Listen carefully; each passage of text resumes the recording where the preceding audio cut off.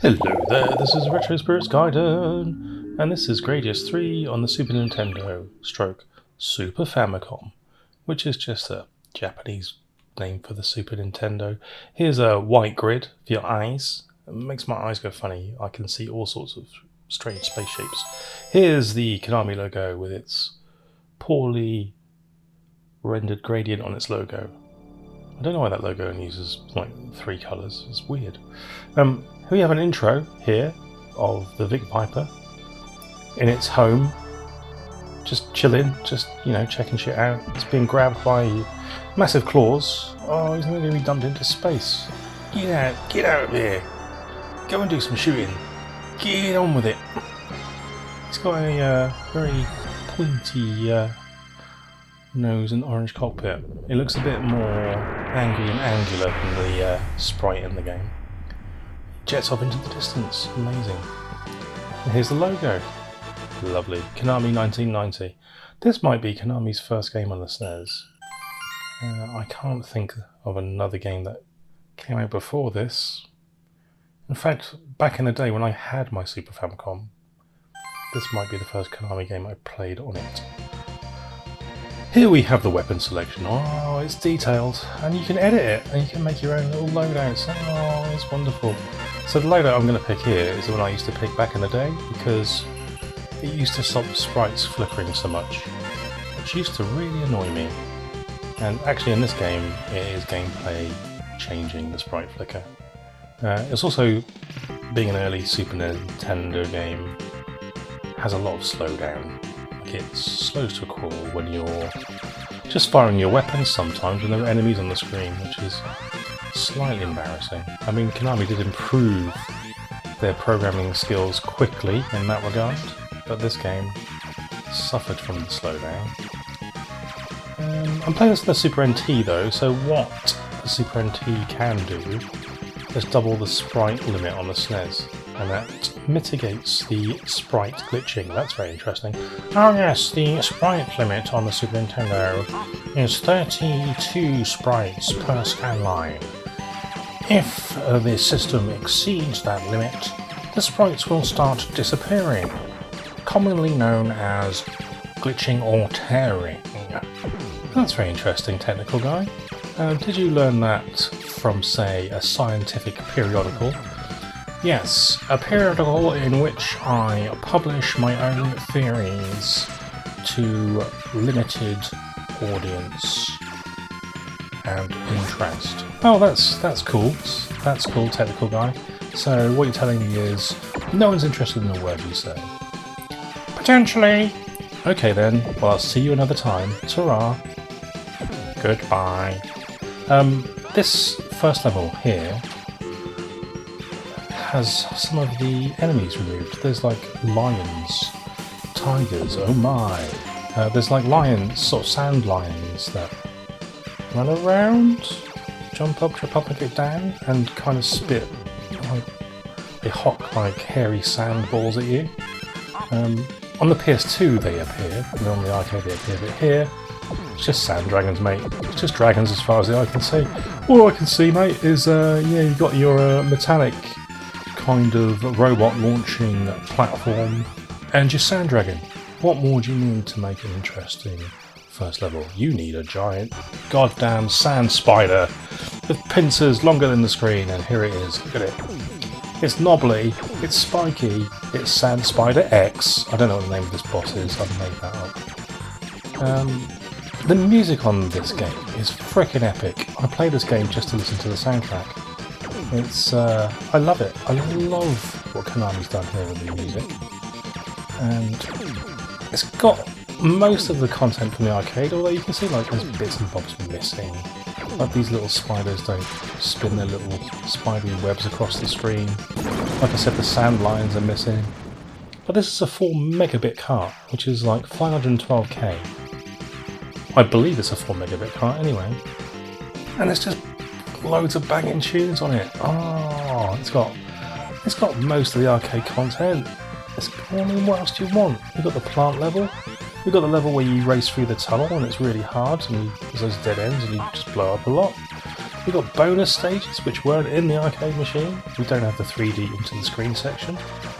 But hey, we've got everything else. We've got the robot cave section with the stompy robots. Oh yeah, it's all wonderful. All kinds of wonderful. This game is great. It's good fun to play. It is just incredibly slow at points. This tune is immense. This level features sentient bubbles. Not the scariest of enemies, I'm sure you'll agree. Especially not when they're in like rainbow colours. But anybody who's ever had kind of washing up liquid in their eye will realise that, you know, bubbles can be painful and they do fight back. So just because it's bubbles, don't think you're in for an easy ride. You get this in your eye, oof, it's going to be sore for at least 10 minutes. We've got like a wobbly jelly water here. Jelly water. Yeah, I'm going to leave it at that. It's a jelly water. At the end of the level, we've got like a giant, I suppose, amoeba with an eyeball in it. Oh, it's cool. The bosses are nice in this game. I do like the bosses. Is there a boss rush section? A boss rush section. I'm so drunk. I think there is a boss rush. Yeah, I'm sure there is. And it's got the icicle bot, the ice level boss, the crystal boss, the crystalline entity boss from Gradius II in it, and it's got cool music. Yeah, I can't overstate how much I love the soundtrack of this game, and it's irritating that I'm talking over the top of it, so you can't hear it, isn't it? The irony. This game is available to buy second hand. You can't buy this new anymore, surely. Oh, somebody's going to nick my power-ups, look. I'm too powerful. For between 20 and £100, depending if you want a boxed copy. That whole section there, if I didn't have the Super NT Sprite thing, you know, the maximum sprite thing on, would have flickered like absolute buggery. But I turned it on, so saved my eyes, didn't I? Yeah, so it's 20 quid for a loose cart. It doesn't seem to matter which region that loose cart's from, it's around 20 quid. But the Super Famicom version boxed of this in minty-ish condition is now about 100 quid. I've actually got two copies of this game, I think, which is odd. I think I bought one super cheap and it was like, it was really scuzzy. It was, the box wasn't very nicely kept and the cartridge went that really weird brown colour that Super Famicom cartridges go sometimes, because someone was either keeping it in direct sunlight or smoking 40 Benson Hedges at it a day. So I bought another copy for about 30 quid when I was feeling flush, because I like the game so much.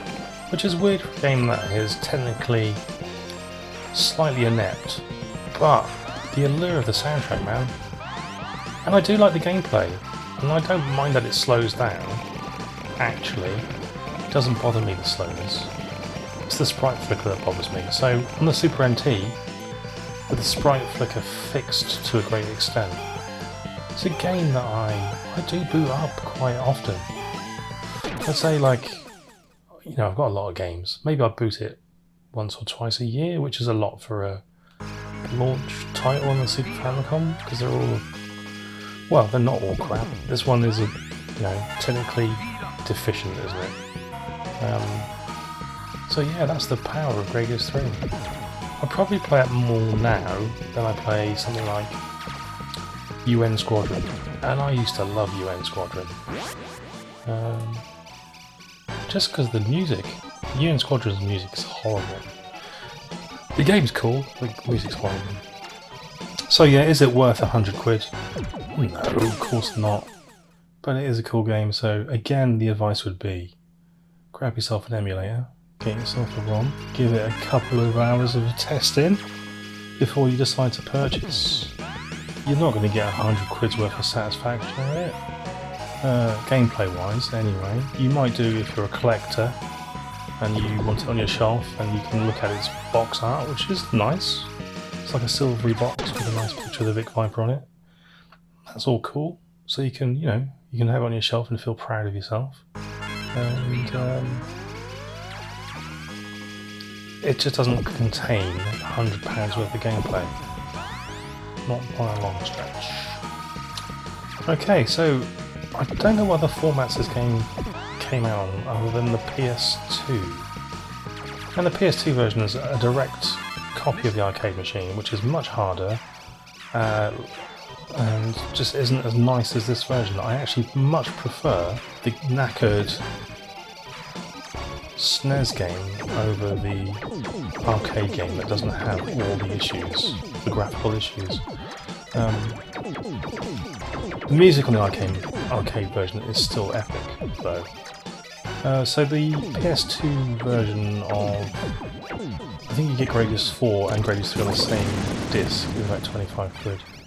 So you could get that and play that via emulation if you wanted to. If you wanted to buy something Gradius related, you could do that.